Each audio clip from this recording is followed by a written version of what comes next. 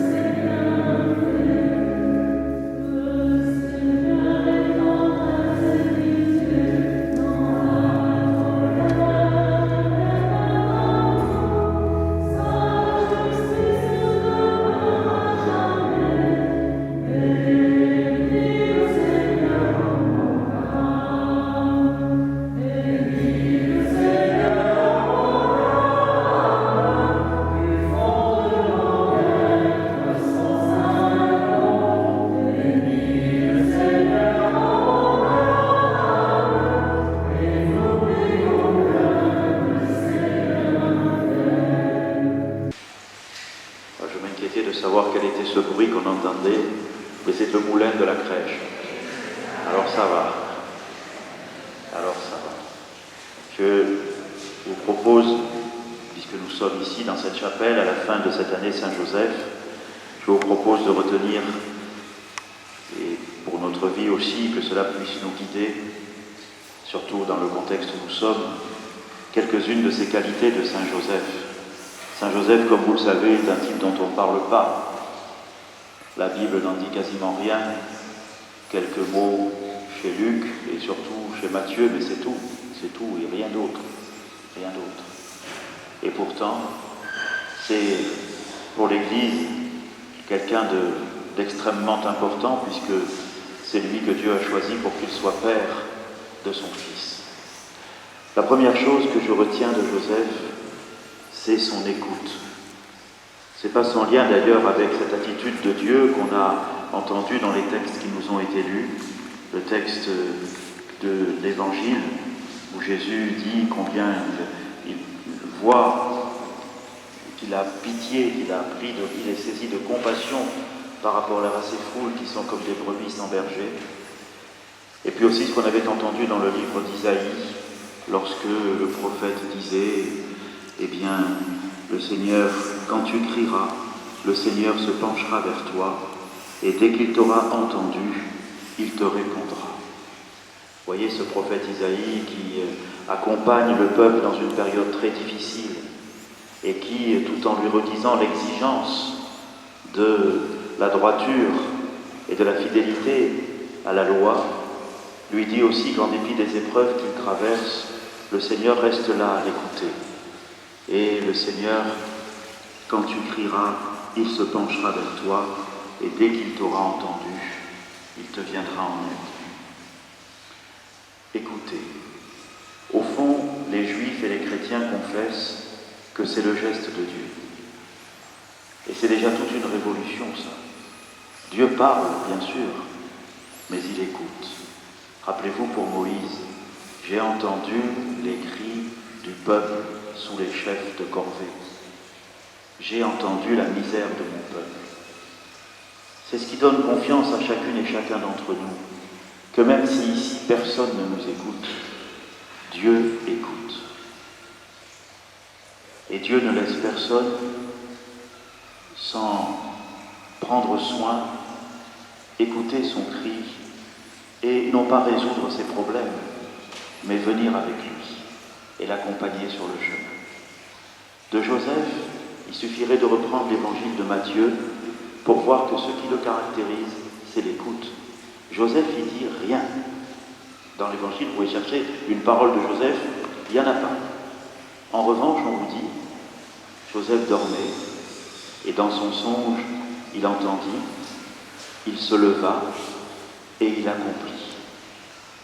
Et puis, ça vaut lorsque l'ange lui dit, écoute, ne crains pas, Joseph, de prendre chez toi Marie pour épouse, car l'enfant qui est engendré en elle vient de l'Esprit Saint. N'aie pas peur, Joseph, fais-le. Il écoute, il se lève, il accomplit. Plus tard, on lui dit, un ange pareil, Joseph est là, le petit est né, l'ange lui dit, lève-toi, prends avec toi Marie et l'enfant et fuyez en Égypte, parce que on va les faire mourir, les enfants. Et Joseph, il dit rien, simplement, on nous dit, il écoute, il se lève, il accomplit. Et quand il est en Égypte, au bout de quelque temps, c'est pareil. L'ange lui dit, lève-toi, Joseph, prends ta femme et l'enfant, et vous pouvez rentrer maintenant au pays. Et pareil, il dit rien, il écoute, il se lève, il accomplit. J'en déduis juste une attitude pour nous, d'écouter. Il ne s'agit pas de faire du bruit, d'écouter et d'accomplir, de se lever et d'accomplir. Finalement, pour résumer tout ça, on dira, l'Évangile dira de Joseph qu'il est injuste. Ça me faisait penser, monsieur le maire, à ce maire qui s'appelait Juste, et donc vous m'aviez montré la reproduction dans le grand hall de la mairie, et vous m'aviez dit que Juste, on disait aussi que c'était parce qu'il était un peu juste. Et là, Joseph, c'est pas ça. C'est vraiment juste. Et c'est sa justice que d'écouter et de mettre en pratique la parole de Dieu. Vous savez, c'est l'essentiel dans la vie. La deuxième caractéristique de Joseph, c'est sa discrétion. Lui, le charpentier, voici que Dieu l'a choisi pour charpenter l'humanité de son Fils, par son exemple discret. Ça aussi, c'est extraordinaire. La pandémie nous a montré, disait le pape François, pour lancer l'année Saint-Joseph, il disait, vous vous rappelez de cette lettre qu'il avait écrite, la pandémie nous a montré combien nous avons besoin des gens ordinaires, de ceux qui ramassent les ordures, de ceux qui soignent les autres, de ceux qu'on ne voit pas, qui ne sont pas sous les feux de la rampe, mais qui sont les gens ordinaires, qui permettent aussi à la société de vivre. Et Dieu, pour Salomon, vous vous rappelez, pour le roi Salomon, on avait dit, Dieu dira, je serai pour lui un père, et il sera pour moi un fils. Et pour Joseph, c'est l'inverse. C'est Dieu qui a besoin d'un père, et qui pour nous se fait fils. Mais il fallait que ce père fût discret, et que dans sa discrétion, il parvint à charpenter l'humanité, la foi, car il fallait apprendre à Jésus le catéchisme de la foi juive, et il fallait le lui apprendre sérieusement, et qu'il le mette en pratique. Il lui fallait un père. Et ça aussi pour nous, c'est très important, la discrétion, et de toujours chercher à charpenter notre vie. On est tellement dans une société volatile, tellement dans une société où aujourd'hui c'est presque un avantage, on nous dit liquide. Eh bien Joseph, c'est pas liquide, c'est la charpente. Et si vous faites la charpente liquide, vous n'allez pas loin. L'écoute, la discrétion, et enfin un troisième mot pour nous, la confiance. Car c'était au fond ce qu'on peut dire de Joseph, la confiance en Dieu. Cette femme, il craignait de la prendre alors qu'il l'aimait, parce que voilà que maintenant elle était enceinte et qu'il n'y était pour rien. Et l'ange lui dit, ne crains pas. Il fallait de la confiance pour affronter le regard des autres quand on avait une femme qui était fiancée et qui était déjà enceinte et ceci et cela. Et puis Joseph, il y a voilà cette confiance qui s'efface, mais qui tient l'Église. Et tout au long de la tradition, et cette chapelle en est le fruit, l'Église a vu en Saint Joseph celui en qui elle pouvait avoir, parce qu'il prendrait soin de la maison, non pas simplement des murs et des charpentes, mais de la mère et de l'enfant, parce qu'il prendrait soin de l'Église, et donc parce qu'il prendrait soin de nous. La belle statue qu'il y avait ici, et dont nous avons la photo, et qui est chez vous, mes sœurs, je ne sais plus où elle est la sœur qui est venue tout à l'heure, cette belle statue, elle était là, vous voyez, ce Joseph, et en plus elle a une histoire extraordinaire, ou que vous connaissez, mais elle dit cette espèce de confiance, où on va, que sera cet enfant, et pourquoi est-ce que c'est moi qui maintenant en ai la charge, mais une confiance. Et nous, ecclésialement aussi, nous voyons bien que nous ne sommes pas meilleurs que les autres, mais le Seigneur nous fait confiance pour que, à notre place, nous disions, nous apportions au monde cette bonne nouvelle. La moisson est abondante et les ouvriers sont peu nombreux. Et l'Église a toujours vu en Joseph celui qui aiderait les ouvriers à se lever et à accomplir leur mission. Alors demandons au Seigneur, pour notre ville de Marseille, pour notre Église ici, ces qualités de Saint Joseph, l'écoute, la discrétion et la confiance. Demandons-lui cela dans la prière, les uns pour les autres et pour toute notre Église. Amen.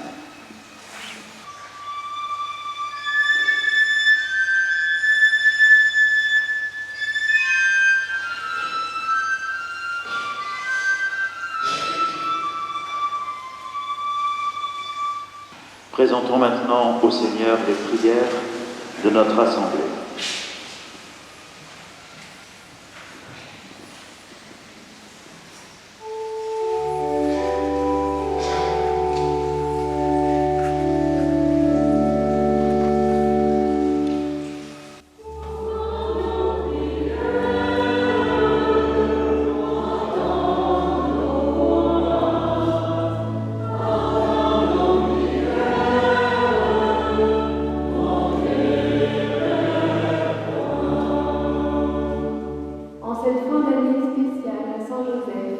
Nous te rendons grâce pour les 34 pèlerinages venus de tout le diocèse pour prier et demander la protection de Saint Joseph. Seigneur, nous te confions les pèlerins qui viendront dans cette chapelle découvrir, à travers l'accueil, la beauté du lieu, ta présence qui habite le cœur de tous les hommes. Par l'intercession de Saint Joseph, Seigneur, nous te prions.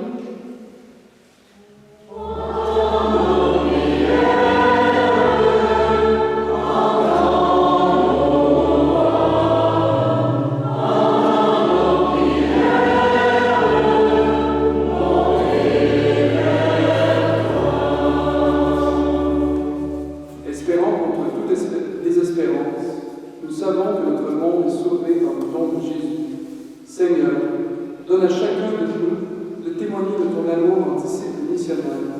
Donne aux chrétiens de notre diocèse l'audace, la ténacité et le courage de vivre de ton amour en communion avec ton esprit. Par l'intercession de Saint Joseph, Seigneur, nous te prions.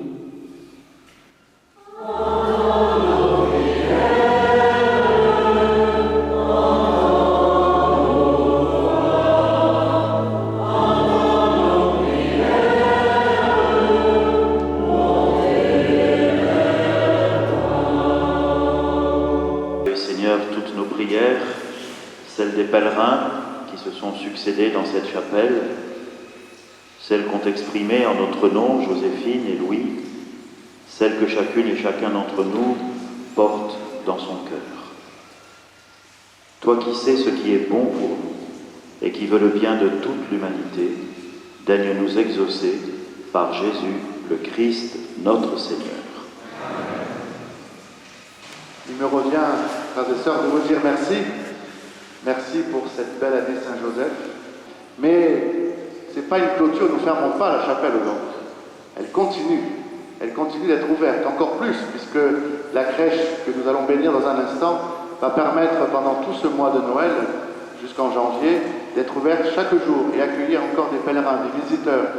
Chers amis, je voudrais remercier en votre nom. Mais moi, dans le local, je vous remercie beaucoup d'avoir permis à cette chapelle de permettre de trouver justement sa raison de vivre. Sa raison de vivre, c'est d'accueillir et d'écouter au nom du Christ. Et on s'élève un peu vers Dieu pour confier ces personnes malades ici à Saint-Joseph. Donc, M. Gaudin, merci beaucoup. Je vous remercie l'adjointe de notre secteur qui représente M. Royer-Perrault. Monsieur le maire a envoyé l'élu au sport. Et c'est normal, parce qu'ici, pour y monter, il faut être un peu sportif. Donc, merci Sylvain d'être là. Et merci à la mairie du secteur de nous entourer, comme vous le faisiez, dans tous nos projets, de nous aider. Voilà, la chapelle reste ouverte. La messe de minuit sera célébrée ici cette année. Je remercie Romain de l'avoir donné vie il y a quelques années. Puis tu vois, on reprend cette année avec cette messe de minuit, avec une procession au flambeau. Le Seigneur soit avec vous. Et avec votre esprit. Que Dieu Tout-Puissant et Miséricordieux vous bénisse et vous garde, le Père, le Fils et le Saint-Esprit.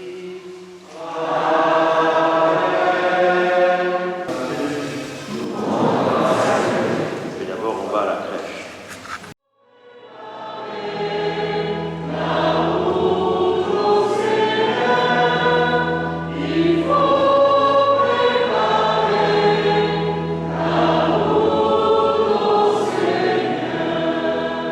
La plus belle des crèches, c'est notre cœur, car c'est en nous que Dieu veut faire sa demeure.